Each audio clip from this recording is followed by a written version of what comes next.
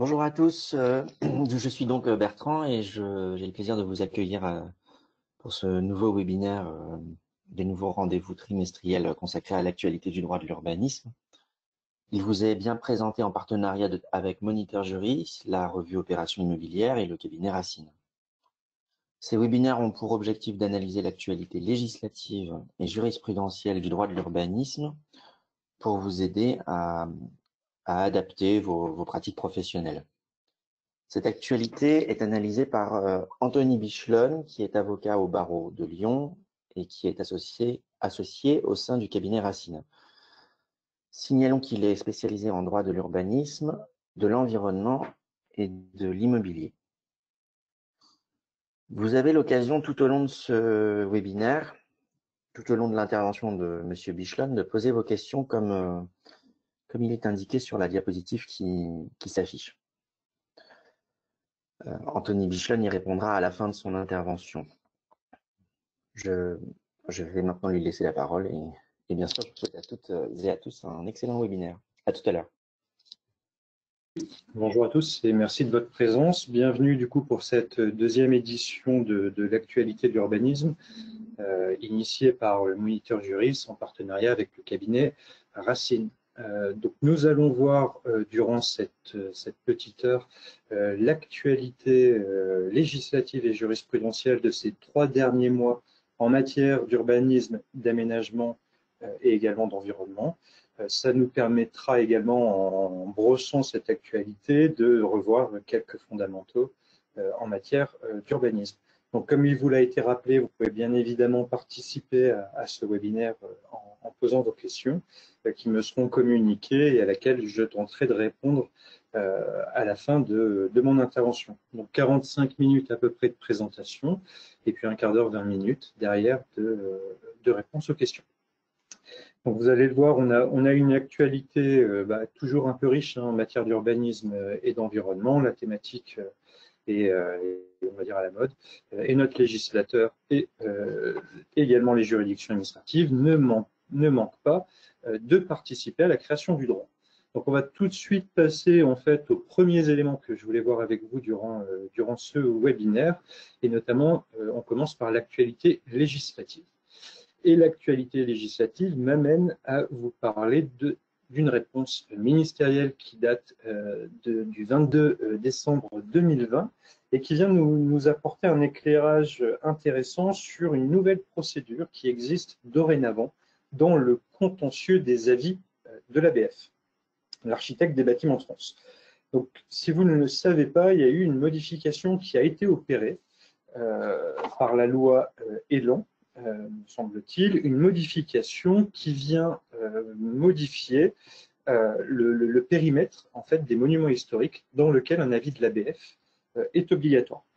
Dorénavant, en fait, il est demandé aux auteurs des PLU, lorsqu'ils élaborent leurs documents d'urbanisme, de déterminer pour chacun des monuments historiques ce qu'on appelle désormais les abords.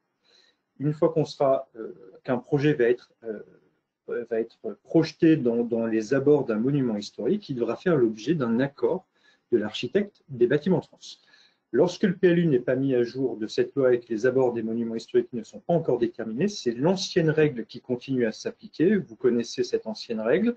On a un monument historique, un périmètre de 500 mètres de diamètre autour de ce monument historique, et c'est la règle de la covisibilité qui s'applique dans ces 500 mètres. Soit vous êtes covisible et l'avis de l'ABF est un avis conforme que vous devez respecter, soit vous n'êtes pas en covisibilité dans ces 500 mètres et l'avis de l'ABF est simplement un avis consultatif.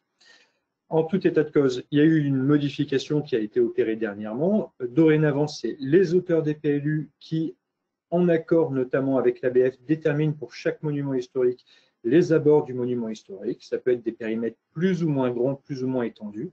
Et en tout cas, à partir du moment où vous allez être dans ces abords, vous allez devoir solliciter l'avis de l'ABF. Et ce sera un avis conforme parce qu'il va dorénavant vous falloir l'autorisation de faire votre projet. À défaut, le maire sera tenu de vous refuser votre permis de construire.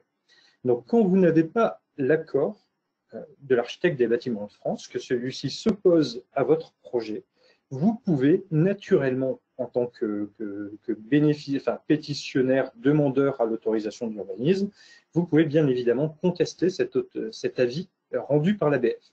Le délai de contestation, il est de 2 mois à compter du moment où on vous a transféré à vous, bénéficiaire, enfin demandeur au permis de construire, où on vous a transféré votre refus.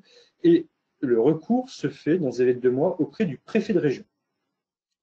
Ça a toujours été le cas. C'est le préfet de région qui va tenter qui va analyser ce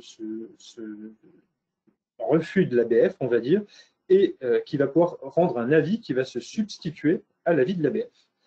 Que prévoit du coup cette réponse ministérielle du 22 décembre 2020? Elle vient nous rappeler que suite aux dernières évolutions législatives et notamment à la création des abords de l'ABF, un médiateur a été mis en place.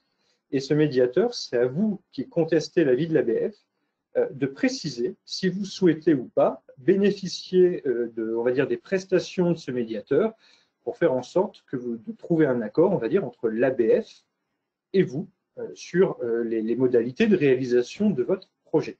Comment ce médiateur se saisit-il? Eh bien, c'est ce que vient nous dire cette réponse ministérielle. Elle vient nous dire que lorsque vous contestez l'avis de l'ABF devant le préfet de région, vous devez préciser dans ce recours gracieux, vous devez préciser si vous souhaitez ou pas qu'un médiateur soit nommé et que celui-ci intervienne pour tenter de régler le litige. Et si effectivement vous demandez la désignation de ce médiateur, celui-ci a 1 mois pour mettre en place la médiation et essayer de trouver un accord entre vous et l'ABF. Donc c'est une disposition qui est intéressante parce que souvent on était bloqué dans ce type de recours gracieux par, on va dire, pas l'incompétence, mais le manque de connaissances et de compétences finalement du préfet de région pour rendre un avis qui se substitue ou pas à celui de l'ABF. Et là, au final, qu'est-ce qui est mis en place? Eh bien, il est mis en place un médiateur dont le but est de mettre les parties autour de la table pour essayer de trouver finalement un terrain d'entente entre les deux personnes qui ne s'entendent pas, à savoir le pétitionnaire et l'architecte des bâtiments de France. Bien évidemment, si un accord est trouvé suite à cette médiation, il fera l'objet d'une formalisation et il viendra se substituer à l'avis défavorable qui vous a été rendu. Donc gardez bien en tête dorénavant que lorsque vous êtes dans les abords d'un monument historique, que l'ABF est consulté et que celui-ci émet un avis défavorable, s'oppose en tout cas à votre projet, vous pouvez dorénavant contester cet avis devant le préfet de région et demander la nomination d'un médiateur qui interviendra pour tenter de solutionner la problématique qui vous oppose à l'architecte des bâtiments de France. Et Dieu sait qu'il y en a. Voilà pour ce premier point que je voulais faire avec vous, qui nous a permis de brosser rapidement en fait cette procédure de saisine de l'ABF. La deuxième actualité législative, c'est l'entrée en vigueur des ordonnances Elan. La loi Elan, elle est plus ancienne, mais des ordonnances ont été prises pour la mettre en application et ces ordonnances entrent en vigueur. Certaines de ces ordonnances sont entrées en vigueur le 1er avril 2021.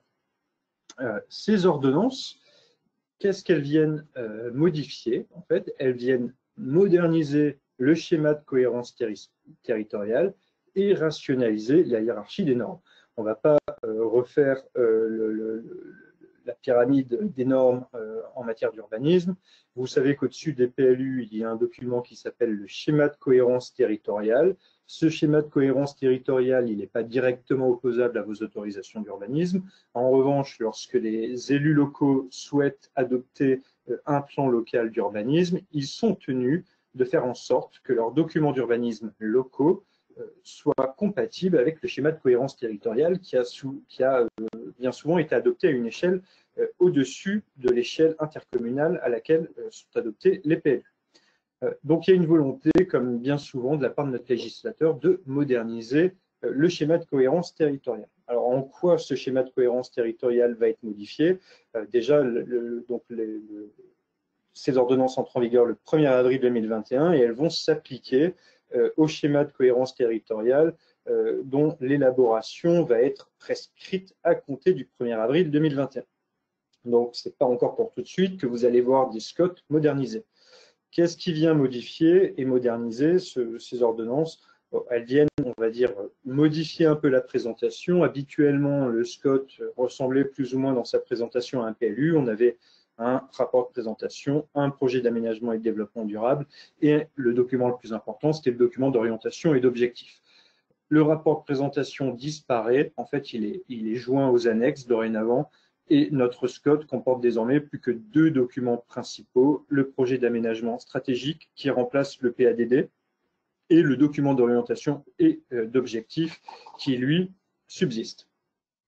Ce document d'orientation et d'objectifs, qui est la pièce maîtresse, hein, si vous cherchez des réponses, notamment sur l'aménagement à 20-30 ans sur un territoire, c'est dans le DO, document d'orientation et d'objectifs, que vous devez aller voir, parce qu'en fait, le DO va influencer les PLU locaux pour les 20-30 ans qui arrivent. Le DO est modernisé. Qu'est-ce qu'ils appellent modernisation? En fait, ils ont simplement réduit le nombre d'items à traiter. On passe de 8 à 5, mais au final, on traite quasiment la même chose dans ces 5 items. Donc, c'est juste une question de présentation. Encore une fois, la modernisation, c'est un peu de l'esbrouf et ça n'implique pas forcément une simplification comme on pourrait parfois la souhaiter. Le point intéressant et qu'on pourrait éventuellement soulever pour les auditeurs qui travaillent en collectivité, ça concerne le périmètre du SCOT. Dans le cadre de cette modernisation, il y a un petit détail, mais qui a son importance, qui a été inséré par le législateur. On demande dorénavant au SCOT de prendre pour périmètre de leur élaboration. Avant, c'était ce qu'on appelait le bassin de vie. Dorénavant, le SCOT devrait être élaboré à l'échelle du bassin d'emploi. Pourquoi ce petit changement sémantique? Tout simplement pour insister sur le fait qu'aujourd'hui, un SCOT vient également régler les problématiques de déplacement. Et on sait que les gens se déplacent principalement pour des questions de boulot. Ils font domicile, travail, c'est le trajet le plus fréquent des gens. Et donc, un SCOT doit être élaboré à l'échelle du bassin d'emploi, c'est-à-dire autour de la ville, de l'aire d'influence de la ville où se situe l'emploi dans un bassin. Et avant, c'était le bassin de vie qui était une notion, on va dire, peut-être un peu plus abstraite. Donc, ce changement du périmètre du SCOT va s'appliquer, lui, en revanche, assez rapidement, puisqu'il est demandé à tous les SCOT qui vont être en cours d'élaboration d'en tenir compte, mais également, il va être demandé aux SCOT dont le périmètre correspond à celui également d'un PLU, parce que vous savez que maintenant les PLU sont pour la plupart normalement intercommunaux. Si jamais vous avez une correspondance entre le périmètre d'un PLUI et le périmètre d'un SCOT, ça veut dire que votre SCOT est mal calibré. Il n'est pas suffisamment étendu. Donc, vous êtes invité lors de la prochaine, je cherche exactement le terme, lors de la prochaine évaluation de votre SCOT, qui doit avoir lieu, je crois, tous les 9 ans, vous êtes invité à réfléchir à l'opportunité du périmètre que vous aviez choisi au moment de l'élaboration. Et si jamais vous constatez que ce périmètre ne correspond pas à ce fameux bassin d'emploi, vous serez tenu, et c'est le préfet qui vous y invitera, vous serez tenu de mettre à jour le périmètre de votre schéma de cohérence territoriale, ce qui pourra avoir de grosses implications. Il faut savoir, par exemple, que sur Annecy, le SCOT du bassin énécien comprend environ 90 communes et le législateur a donné comme objectif qu'il y ait pas plus de 3 SCOT par département. Donc, sur le département du Rhône, on a 2, qui est un petit département, on va avoir 2 SCOT, et on va dire que c'est un peu la norme. Donc, tous ceux qui ont des SCOT mal calibrés sont invités de façon polie par le législateur à revoir ce périmètre, et c'est notamment ce qui ressort de ces ordonnances Élan qui rentrent en application, qui sont rentrées en application le 1er avril 2021. Autre petite nouveauté qui a été introduite par ces ordonnances, c'est dans la rationalisation de la hiérarchie des normes. Je ne vais pas pour vous rentrer dans le détail de ce qui a été modifié parce que créer et élaborer un SCOT, c'est extrêmement complexe. On vous demande de prendre en compte tout un tas de documents élaborés au niveau de l'État, des régions, des départements, et le SCOT doit bien évidemment tenir compte de ces documents. Il y a eu une tentative de simplification, mais comme bien souvent en France, et je vais être un peu critique, ces tentatives de simplification sont un peu peine perdue et finalement il n'y a pas de grandes modifications. En tout cas, sachez pour ceux qui travaillent en collectivité, voilà, qu'il y a des petites modifications au niveau de la hiérarchie des normes et des documents à prendre en compte pour élaborer dorénavant votre schéma de cohérence territoriale. Voilà pour ces deux rappels de l'actualité législative. On va rentrer dans le vif du sujet sur l'actualité jurisprudentielle qui est, ma foi, assez riche et qui va nous permettre à la fois de voir cette actualité et de rappeler et de revoir ensemble quelques fondamentaux en matière de droit de l'urbanisme qui vous serviront dans la vie de tous les jours et notamment en matière de lotissement. Alors le premier arrêt qu'on va voir ensemble, c'est un arrêt qui a été rendu par la Cour administrative d'appel de Marseille le 7 janvier dernier et qui va porter sur à la fois la cristallisation des règles d'urbanisme dans un lotissement et la péremption de ces autorisations de lotissement.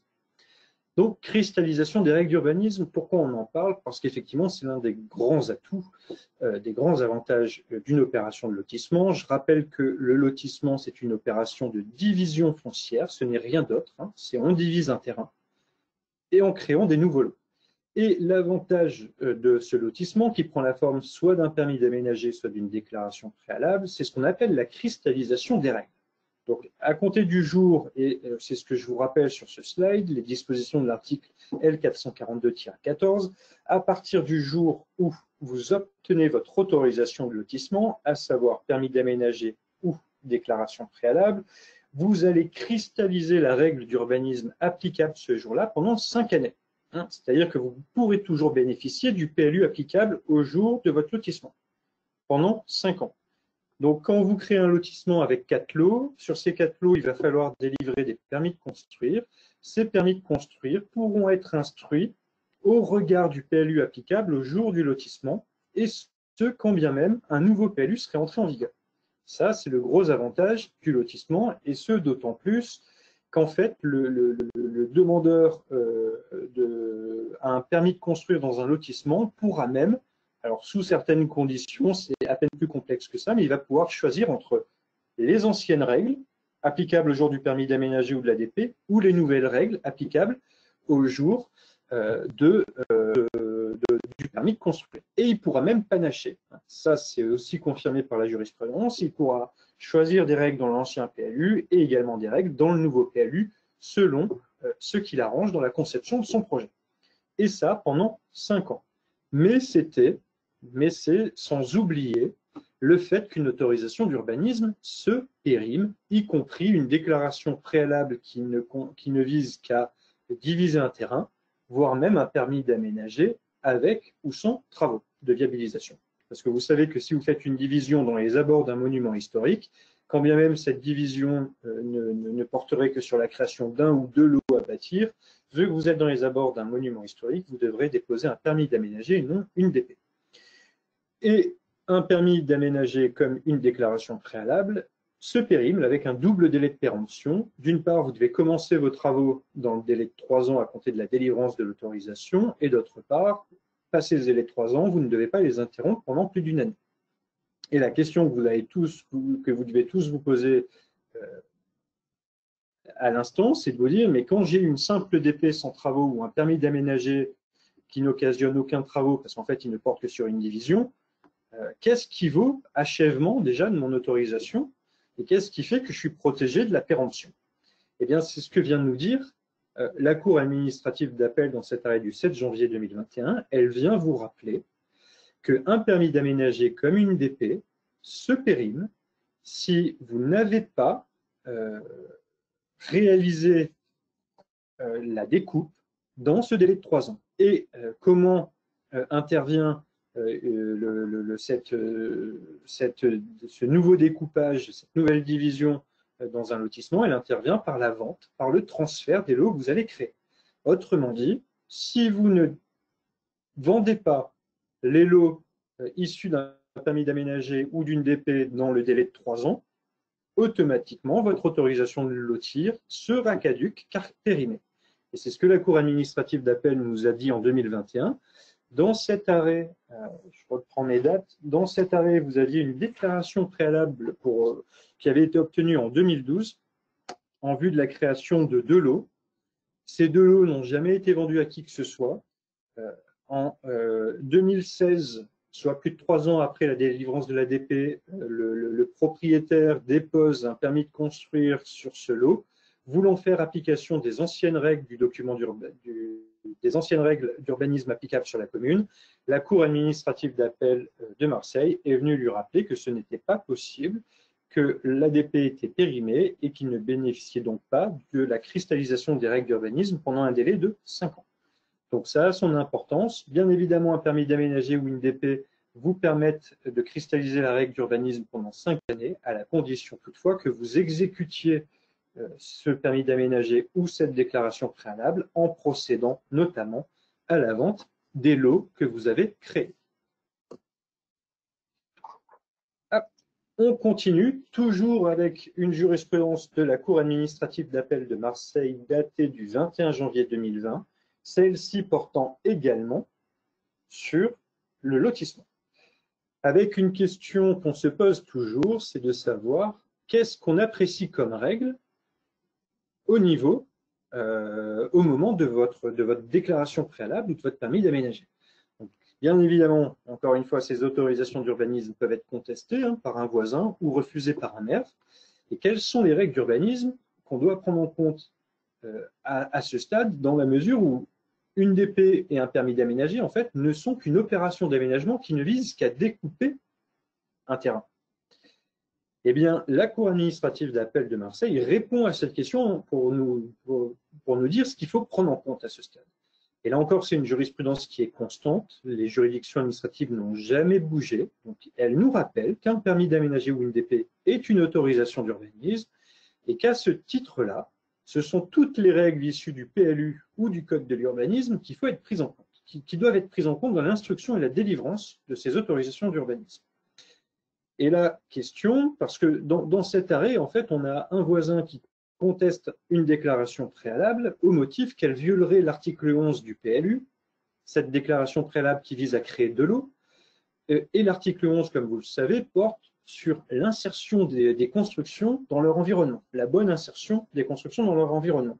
Alors, le bénéficiaire de l'ADP répond devant le tribunal « J'en ai rien à faire de l'article 11, moi à ce stade, je ne fais que diviser ». Et le voisin dit « Si, même au stade de la déclaration préalable, vous devez tenir compte de cet article 11 dans la mesure où c'est un article du code du plan local d'urbanisme et que toute autorisation d'urbanisme doit respecter le PLU. » Et la Cour administrative d'appel de Marseille vient dire oui, effectivement, vous devez respecter toutes les règles d'urbanisme et vous, service instructeur, vous êtes tenu de refuser une division, une déclaration préalable ou un permis d'aménager si d'ores et déjà au stade du lotissement, vous pouvez constater que les règles du PLU ne pourront pas être respectées plus tard, ultérieurement, au stade du permis de construire.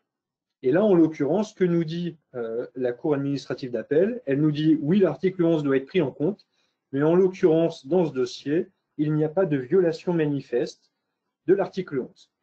Et un exemple qu'on peut vous donner, c'est imaginer un lotissement que vous voulez réaliser, dont l'un des lots, par exemple, va entièrement porter sur un espace boisé classé, sur lequel on ne peut pas construire.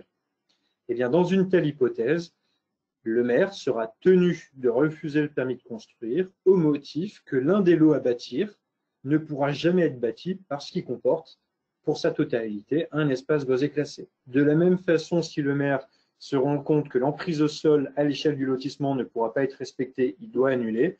De la même façon, s'il se rend compte que les règles d'implantation par rapport aux limites ne peuvent pas être respectées, ne pourront pas être respectées plus tard, il est tenu de refuser. Donc, quand bien même on se situe au stade d'une simple division foncière, du moment qu'elle est opérée dans le cadre d'un permis d'aménager ou d'une déclaration préalable, vous devez vous assurer à ce stade du respect des règles d'urbanisme par les futures constructions. À défaut, votre permis encourt un refus ou l'annulation s'il est contesté devant le juge. Cet arrêt est également important sur un autre point. Il vient de nous faire une précision sur à partir de quand un lotissement qui aurait été réalisé de façon irrégulière, à partir de quand peut-on revendiquer une prescription de l'illégalité? Eh bien, la Cour administrative nous rappelle que l'on prescrit l'irrégularité du lotissement passé un délai de 10 ans à compter du transfert de la propriété des lots du lotissement. Donc, qu'est-ce que ça veut dire? Dans le cas d'espèce, en fait, on avait déposé une déclaration préalable sur un lot qui était lui-même issu d'un lotissement. Et donc, il y avait une subdivision. Et le requérant qui contestait le permis prétendait que le lotissement initial était lui-même illégal et donc, par voie de conséquence, faisait tomber en chaîne la dernière division autorisée. Et la Cour administrative d'appel nous a dit qu'il y avait prescription parce qu'effectivement, le précédent lotissement, les lots avaient fait l'objet d'une cession il y a plus de 10 ans. Donc, on ne pouvait plus invoquer l'illégalité du premier lotissement aujourd'hui. Voilà pour les deux précisions apportées par cet arrêt de la Cour administrative d'appel de Marseille du 21 janvier 2021. Là encore, je vous invite à poser vos questions si je n'ai pas été suffisamment clair ou si ça suscite chez vous des interrogations. On reste toujours à la Cour administrative d'appel de Marseille qui visiblement commence l'année 2021 en grande forme et elle vient nous apporter là encore une précision, cette fois-ci jurisprudentielle, qui est surprenante, même si on la comprend, et cette notion porte sur la notion d'unité foncière. Alors vous savez, en droit de l'urbanisme, qu'on se moque, dans l'instruction des permis de construire, on se moque des parcelles cadastrales. Les limites cadastrales n'existent pas aux yeux du droit de l'urbanisme. Ce qui compte aux yeux du droit de l'urbanisme, c'est cette notion d'unité foncière. La notion d'unité foncière a été rappelée par le Conseil d'État.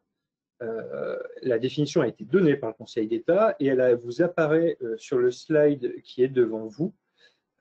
Et une unité foncière, on nous dit, doit être regardée comme une unité foncière, un îlot de propriété d'un seul tenant composé d'une parcelle ou d'un ensemble de parcelles qui appartiennent à un même propriétaire ou à la même indivision. Donc on nous dit en fait qu'une unité foncière, ce n'est rien d'autre que des terrains qui se juxtaposent et qui appartiennent à la même personne. Donc, un même propriétaire qui serait propriétaire de la parcelle 99, 100 et 101, quand bien même il a 3 parcelles, à partir du moment où ces 3 parcelles se touchent, il y a une seule et même unité foncière et il faut savoir qu'un permis de construire doit obligatoirement être déposé sur la totalité de l'unité foncière. Donc, autrement dit, quand vous êtes propriétaire de la parcelle 1, 2, 3 et qu'elles sont l'une à côté des autres, si vous voulez déposer un permis de construire pour construire sur la parcelle 3, l'assiette de votre permis de construire, ce sera 1, 2 et 3, parce que c'est l'unité foncière.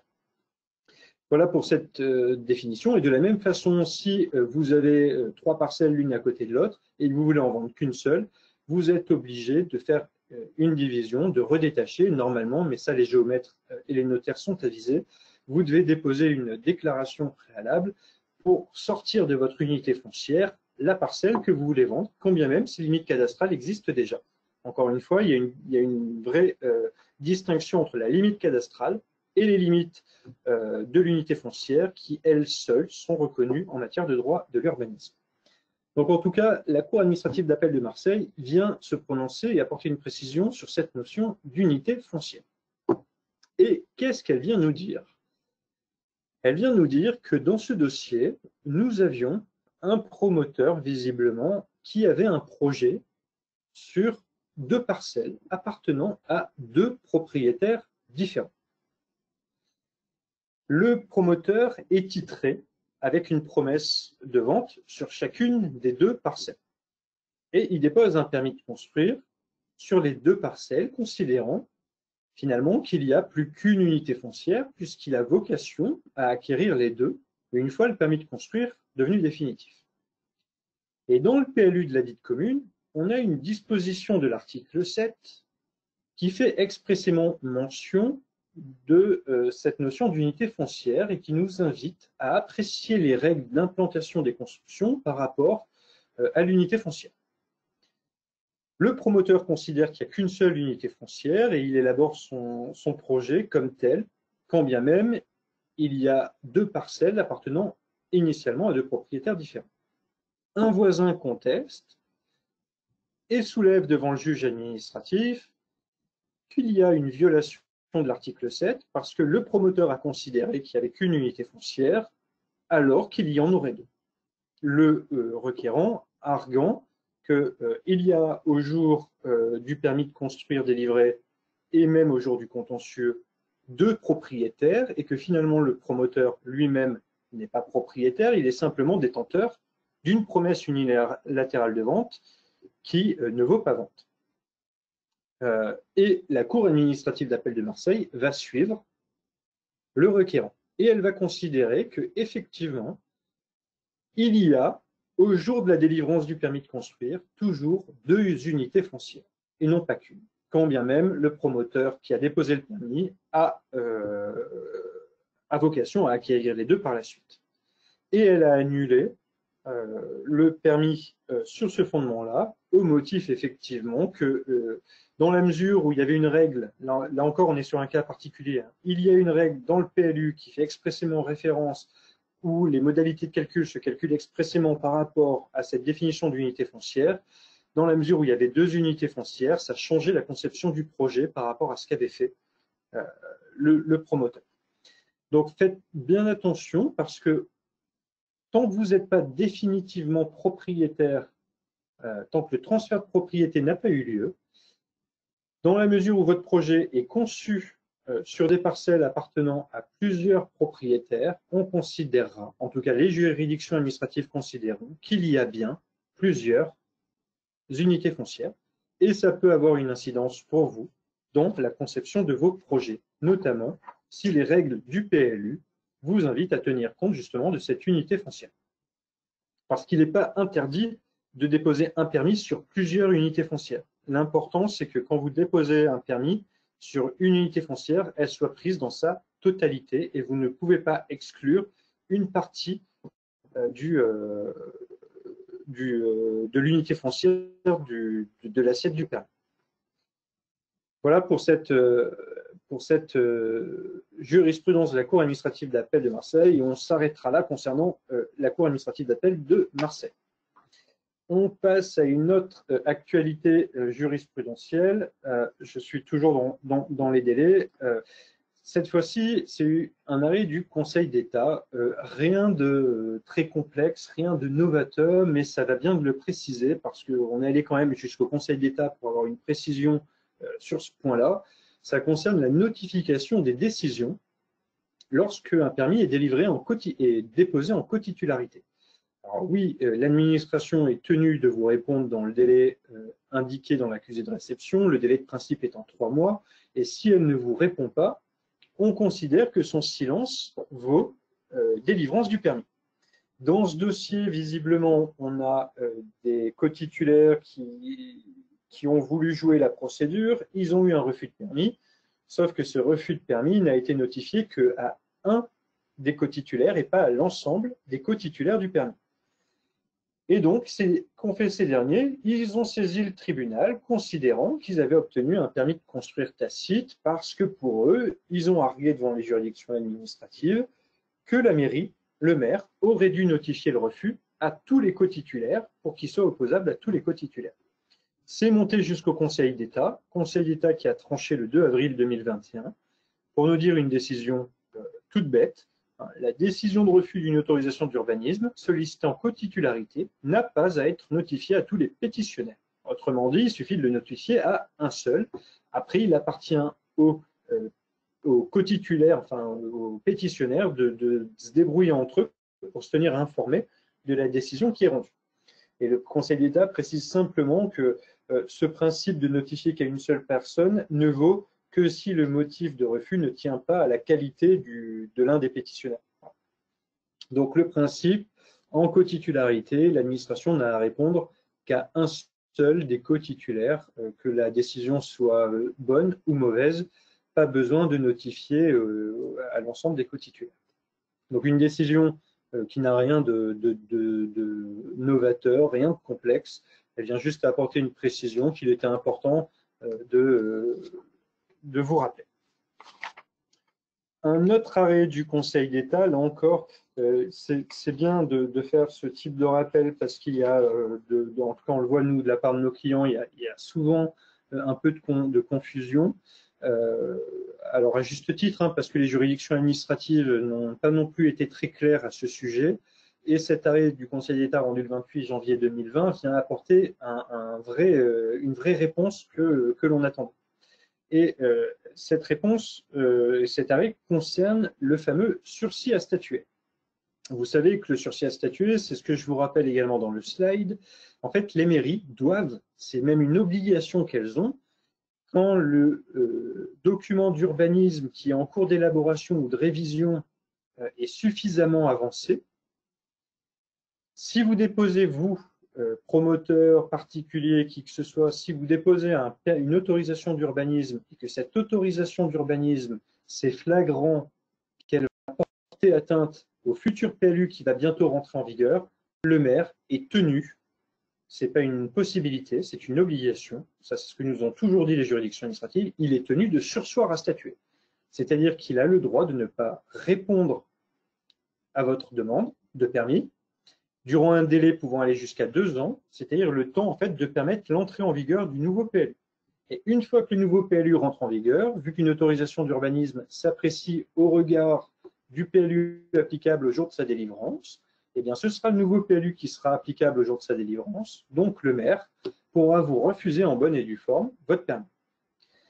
Et ce sursis à statuer, donc le texte nous dit que c'est à compter de la publication de la délibération qui prescrit l'élaboration du PLU que l'autorité compétente peut décider de surseoir à statuer sur les demandes d'autorisation.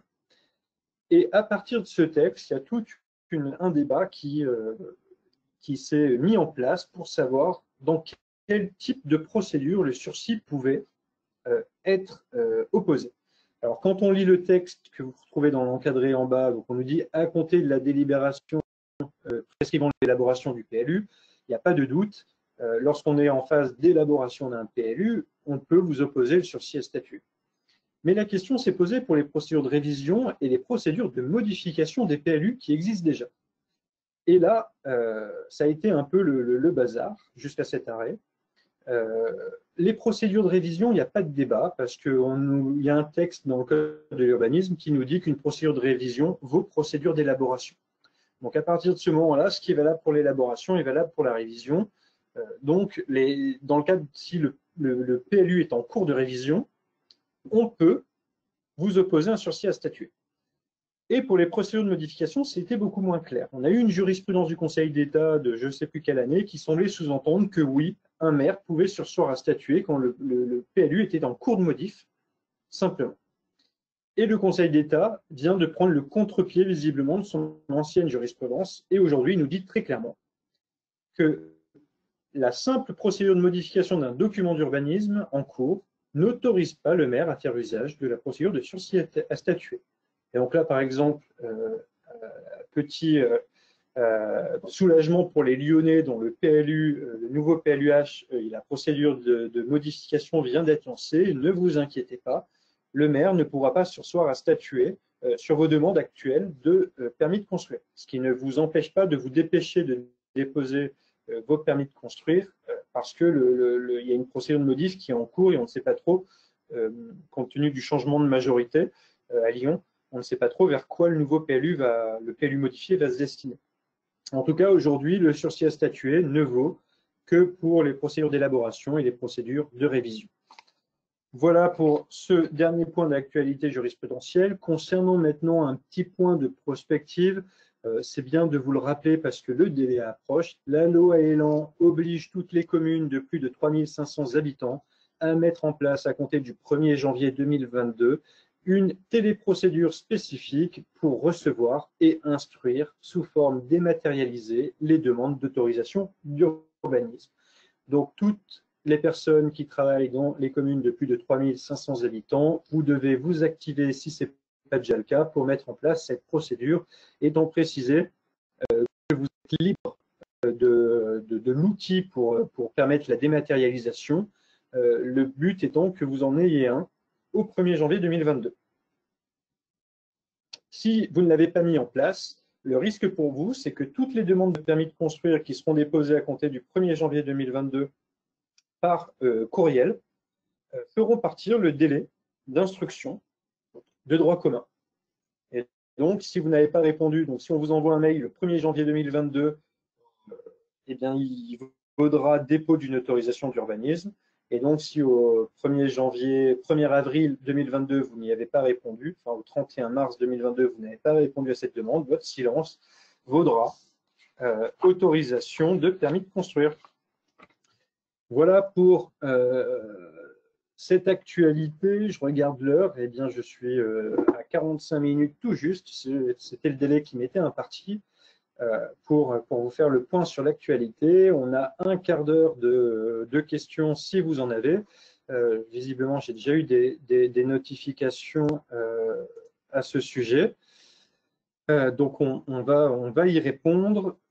Je laisse simplement mon Bertrand vous faire vous réexpliquer la procédure pour poser vos questions. Moi, ça me permet de prendre connaissance des premières questions posées.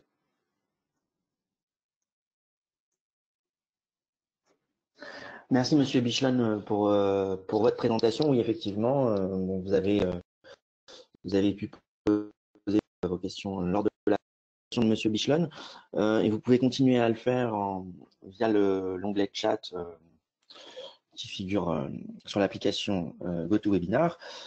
Je vous rappelle que les abonnés moniteurs juristes auront la possibilité de consulter l'enregistrement de cette intervention. Donc, si jamais vous avez loupé quelque chose, ne vous inquiétez pas.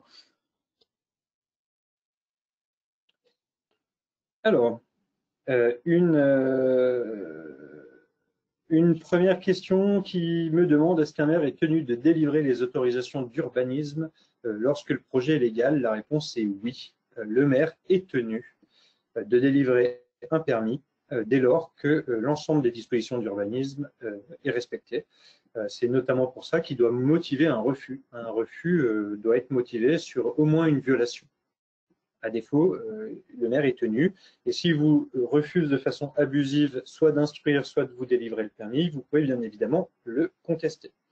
Autre question qui est pareil, qui ne rentre pas dans le cadre de l'actualité vue aujourd'hui, mais on me demande si dans un permis, dans le cadre d'un lotissement, on peut, pour refuser un permis de construire, invoquer les nouvelles dispositions d'un plan de prévention des risques. La réponse est oui.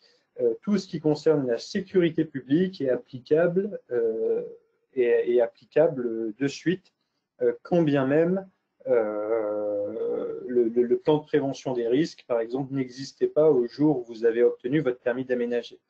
Le maire pourra, sur le fondement de l'article R111-2, atteinte à la sécurité publique, si le risque est avéré, il pourra refuser votre permis de construire, par exemple. Et j'ai déjà eu le cas d'aménageurs qui obtiennent un lotissement de 5 lots, par exemple. Au jour du lotissement, il n'y a pas de risque avéré. Dans les mois qui suivent, il y a un risque d'inondation qui apparaît, dont la mairie a connaissance. Eh bien, le maire a le droit de refuser tous les permis dans le lotissement au motif d'une atteinte à la sécurité publique. La saisine du médiateur est-elle gratuite? Oui, le médiateur, jusqu'à preuve du contraire, est une saisine gratuite.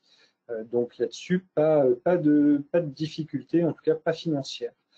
Concernant une petite précision, l'actualisation des SCOT, elle doit se faire, l'analyse des résultats de l'application du SCOT doit se faire tous les 6 ans.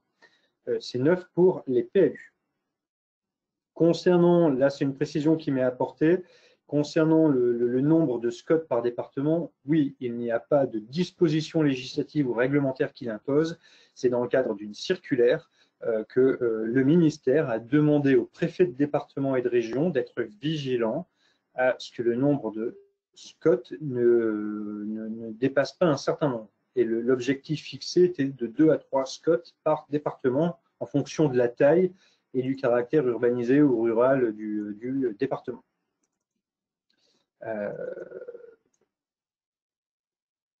On me demande si la vente d'un seul terrain suffit pour permettre de faire échec à la caducité du lotissement dans ce fameux délai de 3 ans. Ma réponse est oui, je pense. Après, c'est le délai d'1 an qui s'appliquera, donc pensez bien à faire une vente après tous les ans.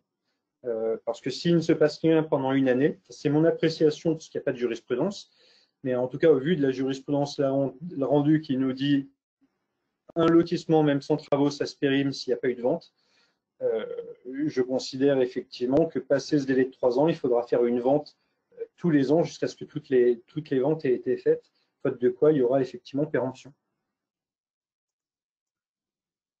Ce qui répond à une autre question qui m'a été posée. Que se passe-t-il si, par exemple, dans un lotissement 4 lots, il n'y en a qu'un seul de vendu? Je rappelle le double délai de péremption des autorisations d'urbanisme, mais on vous demande d'avoir commencé à exécuter dans les 3 ans. Donc, si vous avez fait une vente dans les 3 premières années, pour moi, vous avez maintenu votre autorisation. Et passé ce délai de 3 ans, vous devez obligatoirement faire des travaux ou exécuter tous les ans une partie de votre autorisation. Et il n'y a pas de plafond. C'est-à-dire qu'un permis de construire, vous pouvez mettre 30 ans à l'exécuter si vous êtes en mesure de démontrer que vous avez commencé les travaux dans le délai de 3 ans et après, tous les ans, vous avez fait des travaux. Alors, il faut que les travaux soient significatifs. C'est ce que demande le juge. Dans le cadre d'un lotissement, il faudrait au moins qu'il y ait un lot qui soit vendu tous les ans. Mais là encore, voilà, on n'a pas de jurisprudence à ce sujet. C'est une précision jurisprudentielle qui était une nouvelle. Donc, pas encore trop de recul, mais il faut être extrêmement vigilant aujourd'hui à commercialiser vos lots le plus rapidement possible. L'obtention d'un permis de construire dans le délai de 3 ans sur un des lots nouvellement cadastrés issus de la DP ne vaut donc pas division foncière si aucune vente n'est intervenue.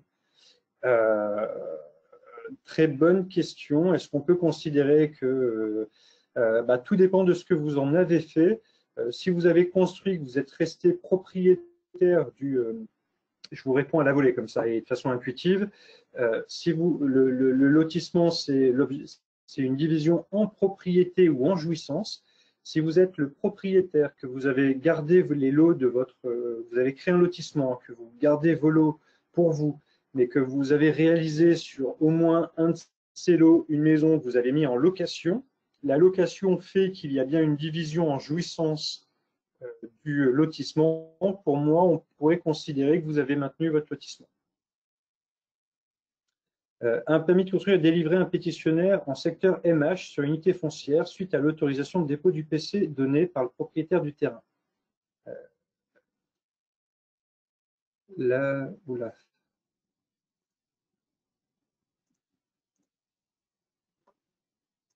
Hop, excusez-moi.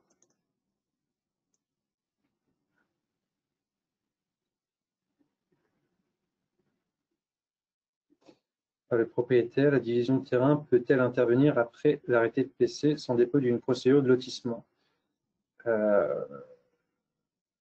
C'est une bonne question de savoir si on peut diviser après avoir construit ou après avoir obtenu un permis de construire. Ça reste un détournement de la procédure du lotissement parce que le but, c'est d'abord de diviser. Après, si vous avez obtenu votre PC, achevé la construction, il est possible de faire une division après construction. La question qui m'est posée nécessiterait d'avoir un peu plus de précision. C'est Madame Aubert. N'hésitez pas à m'appeler pour qu'on en discute mieux si vous voulez de plus ample précision. On me demande de repréciser les cas dans lesquels l'avis de l'ABF n'est que consultatif et ceux dans lesquels il est conforme. Historiquement, question de Madame Lefebvre, historiquement, l'avis de l'ABF doit être sollicité quand on est dans le périmètre d'un monument historique. Le périmètre d'un monument historique, c'était, on prenait un compas et on faisait 500 mètres autour du monument historique, et ça, c'était le périmètre monument historique dans lequel tout projet devait faire l'objet d'un avis de l'ABF. Mais tous les avis ne sont pas conformes. Certains sont consultatifs. Donc le consultatif, c'est-à-dire que vous en faites ce que vous voulez. Si vous ne voulez pas le suivre, vous ne le suivez pas. L'avis conforme, le maire est tenu de le suivre. Dans quel cas il est conforme, dans quel cas il est consultatif, c'était la notion de covisibilité. Si vous étiez dans une notion de covisibilité, la covisibilité, c'est soit depuis votre terrain où vous construisez, vous voyez le monument historique, soit depuis le monument historique, vous voyez votre terrain, soit depuis un espace public, vous voyez à la fois le monument historique et votre terrain. Quand vous êtes en covisibilité, l'avis est conforme. Quand il n'y a pas de covisibilité, l'avis était consultatif. C'est l'ABF qui était saisi, qui appréciait s'il y avait covisibilité ou pas. Et si vous n'étiez pas d'accord avec le choix fait par l'ABF, ça fait l'objet d'une contestation. Maintenant, avec les nouvelles règles, quand les auteurs du PLU déterminent les abords des monuments historiques, l'avis sera nécessairement conforme dès lors que vous avez un projet dedans. Exit la notion de covisibilité.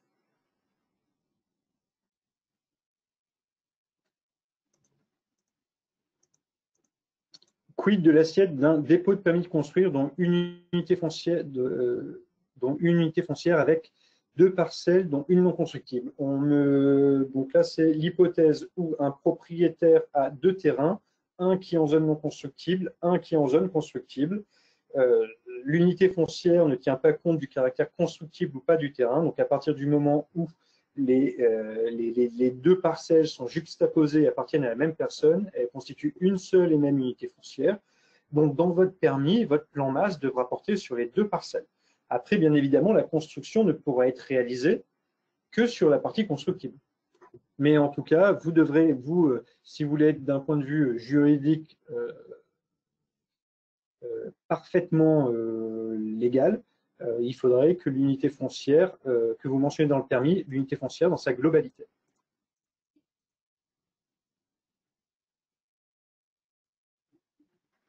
Un PC ne peut-il être déposé sur 2 unités foncières dans le cas d'une acquisition de 2 parcelles distinctes sous réserve d'obtention du permis?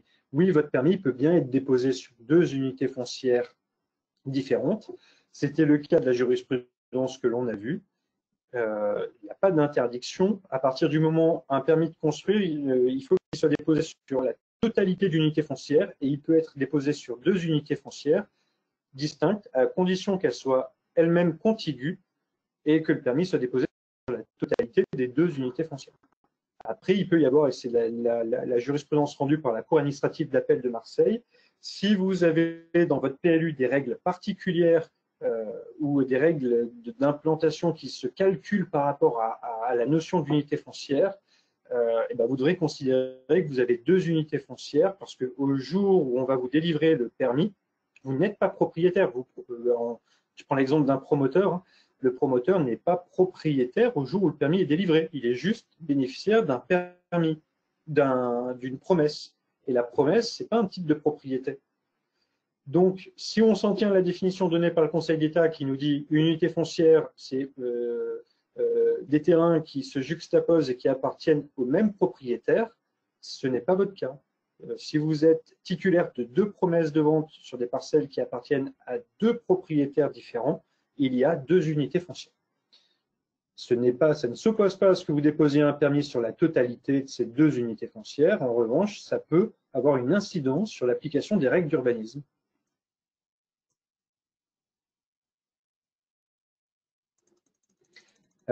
Et du coup, on me pose toujours par rapport à cet arrêt de la Cour administrative d'appel de Marseille qui fait beaucoup réagir concernant cette notion d'unité foncière.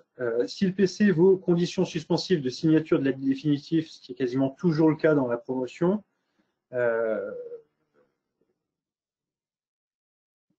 Eh bien, c'est la question c'est une question très intéressante soulevée par Madame Moison. En fait, il se passerait quoi? Imaginons que vous ne respectiez pas une règle qui fait application de l'unité foncière parce que vous avez 2 unités foncières sur l'assiette de votre permis de construire le jour où on vous le délivre. Un voisin conteste. Il va devant le juge et il dit au juge, monsieur le juge, il y a non-respect de l'article 7, comme c'était le cas, parce que vous ne respectez pas, vous n'avez pas pris en compte le fait qu'il y avait 2 unités foncières. Vous pourrez régulariser cette problématique en disant au juge, OK, j'achète de suite les terrains, je deviens du coup propriétaire des 2 parcelles, il n'y a donc plus qu'une unité foncière parce que les 2 terrains ont été réunis dans mes mains, je dépose un permis de construire modificatif pour dire à la mairie, vous voyez, je passe de 2 à 1 unité foncière. Et effectivement, ça serait une possibilité de régulariser.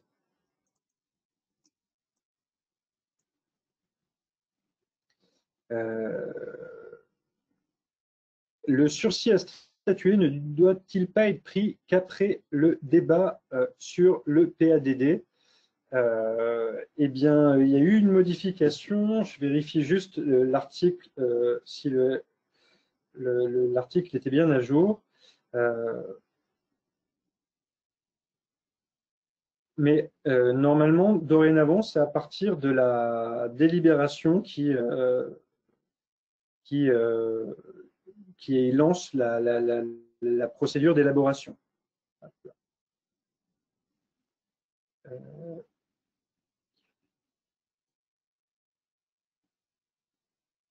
J'ai plus l'article sous les yeux parce qu'il faut voir.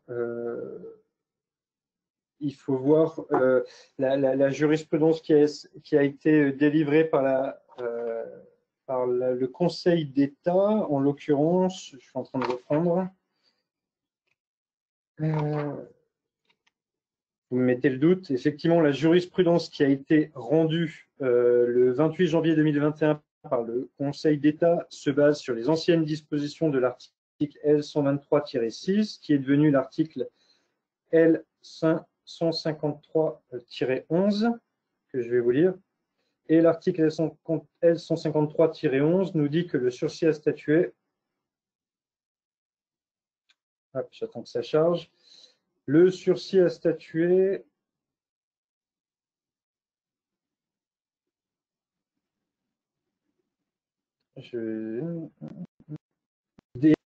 voilà, le sursis à statuer doit être opposé dès lors qu'a eu lieu le débat sur les orientations générales du projet d'aménagement et de développement durable.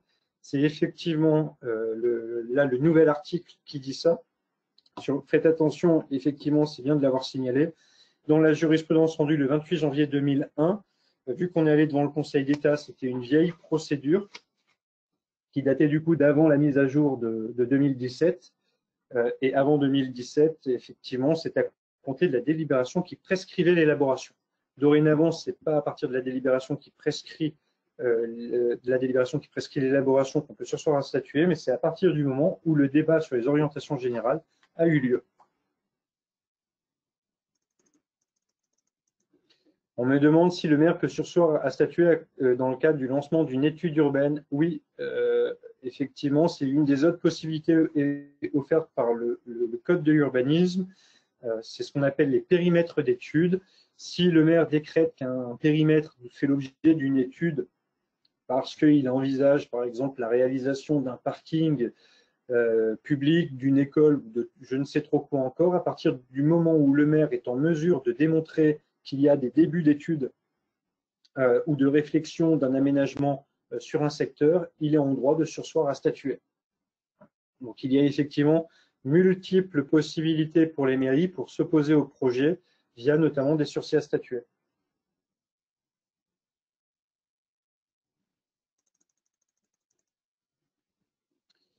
Je regarde les autres questions. Encore une question sur le périmètre des abords du monument historique. Donc, sur le périmètre monument historique, enfin, sur les abords des monuments historiques, Donc, c'est les auteurs du PLU qui sont donc, la collectivité. Hein, aujourd'hui, c'est l'intercommunalité qui a l'initiative. Elle doit en discuter dans le cadre de l'élaboration du PLU avec l'ABF. Et au final, le périmètre sera proposé au préfet, visiblement, pour qu'il soit retenu. En tout cas, voilà, sachez dorénavant que dans les nouveaux PLU, on n'applique plus forcément la règle des 500 mètres. On peut moduler les abords des monuments historiques, et dans ces abords, il n'y a plus de covisibilité. Dès lors qu'on est dans les abords d'un monument historique, l'avis est devenu conforme. L'avis de l'ABF. Voilà, j'espère avoir. Alors, c'est un peu rapide sur les questions. Il y en avait beaucoup. J'espère en avoir répondu effectivement au maximum. Je suis à votre disposition pour toute question, que ce soit par mail, par téléphone. Vous trouverez de toute façon mes coordonnées, Anthony Bichelon du cabinet Racine. Vous trouverez mes coordonnées facilement sur Internet. Donc, si je n'ai pas répondu, si je n'ai pas été suffisamment clair, si vous avez besoin d'une information, vous n'hésitez pas, je suis à votre disposition. Et je vais laisser la main, du coup, à Bertrand et Christophe pour le mot de la fin.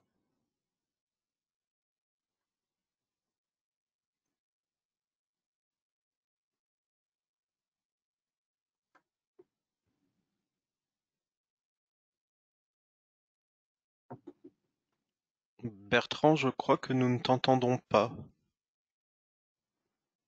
Alors je vais prendre la parole pour mot de la fin. Je vous remercie Anthony Bichelon pour l'excellent rendez-vous expert que vous venez de délivrer. Nous avons beaucoup de commentaires positifs sur votre intervention, et les très nombreuses questions qui vous ont été transmises au fur et à mesure attestent de l'intérêt de notre audience pour votre intervention. Bertrand vous l'a dit en début de webinaire,